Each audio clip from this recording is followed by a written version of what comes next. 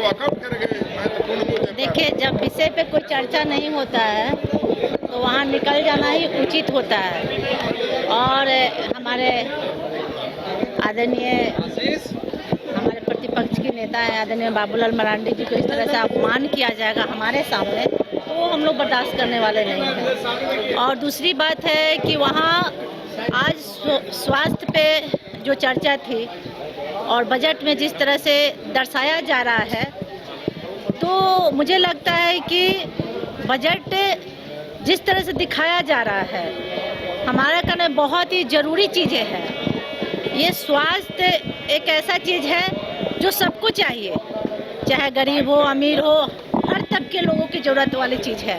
तो इस पर गंभीरता से बात होनी चाहिए, ना कि उसे मजाक बनानी चाहिए। लेकिन यहाँ मजाक बनाया जाता है।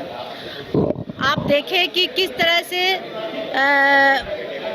मोटी एक बुक दिया जा रहा है, उसमें लंबी लिस्ट के साथ बताया जा रहा है कि हम इतना करोड़ का लागत से ये पास किए, वैसे किए, इतना एम्बुलेंस के साधन दिए, इतना इलाज हो रहा है, इतना अस्पतालों में विधि व्यवस्था है। जबकि आप सब भी अवगत हैं कि सरकारी अस्पतालों की क्या व्यवस्था है। सरकारी अगर अच्छी व्यवस्था होती तो आज हमारे माननीय वित्त मंत्री जी खुद प्राइवेट में इलाजरत हैं, मतलब इलाज हो रहा है।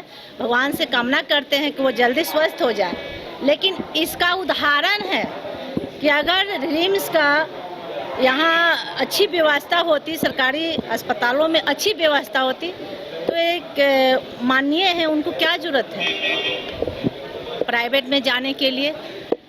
तो ये लोग तो खुद बाहर चले जाते हैं, लेकिन जो गरीब तबके लोग हैं कहाँ जाएंगे? सरकारी अस्पतालों में ही जाएंगे। हमारे धनबाद की जो स्थिति है, आप लोग जाकर देखिए, लोग अस्पताल में जाते हैं लेकिन वहाँ डॉक्टर सही तरीके से उपलब्ध नहीं है, और इलाज होता है तो बोला उसमें एक भी सही मशीन नहीं है। बोला जाता है बाहर से जाकर जांच करा के आइए, बाहर से दवा लेकर आइए, बाहर से एम्बुलेंस लेकर आइए। अरे भैया, तो फिर हम सरकारी में आने से हमें साधन क्या मिल रहा है, सुविधा क्या मिल रहा है? हम उस अस्पताल में खुद मतलब झेले हैं, 1 महीना रहे हैं, खुद हम विधायक जी का इलाज कराए हैं। और वहाँ ऐसी स्थिति है कि हम दवा और बेड के लिए चादर और खाना कुछ लोगों को खुद हम दे रहे थे, जबकि हमसे देखा नहीं जा रहा था। ऐसी हालत है। ये रिम्स की हालत हम खुद नज़र से देखे हैं।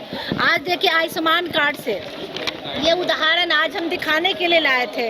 हमारे क्षेत्र से दैनिक भास्कर में दिया गया है, हमारे क्षेत्र से लोग विशेष करके हमको भेजे हैं कि मैडम आज स्वास्थ्य पे है, थोड़ा ध्यान में दिया जाए। कि दर्शाया जाता है कि हम इस पे अपना क्वेश्चन भी डाले थे, हमको बाकायदा पूरी लिस्ट के साथ लिस्ट में आया था कि धनबाद जिले में 30 अस्पतालों से जोड़ा गया है। आप लोग खुद देखिए कि क्या हालत है।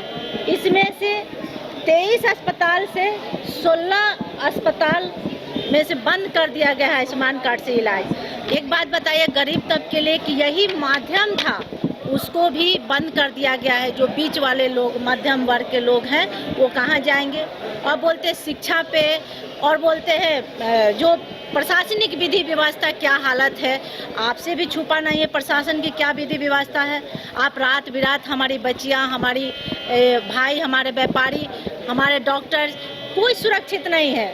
आप फ़ोन कर लीजिए, जल्दी से आपका प्रशासन सुनने वाला नहीं है। जब तक 4 फटार नहीं लगाइए, जब तक 4 बातें नहीं बोलिए। और ख़ास करके आज के तो सरकार में जो बैठे,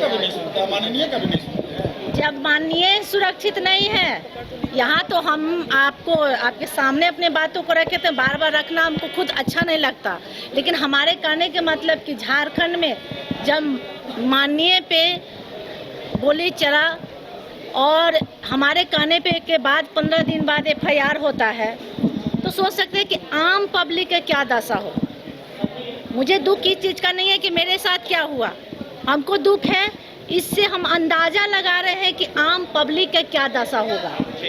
इससे दर्शाता है यहाँ का विधि व्यवस्था। हमारे कहने का मतलब कि आप हजारों बजट उतार दीजिए, लेकिन ज़मीन पे नहीं उतारता है, जनता तक नहीं जाता है, धरातल पे नहीं उतारता है, तो बजट का कोई मायने नहीं रहता।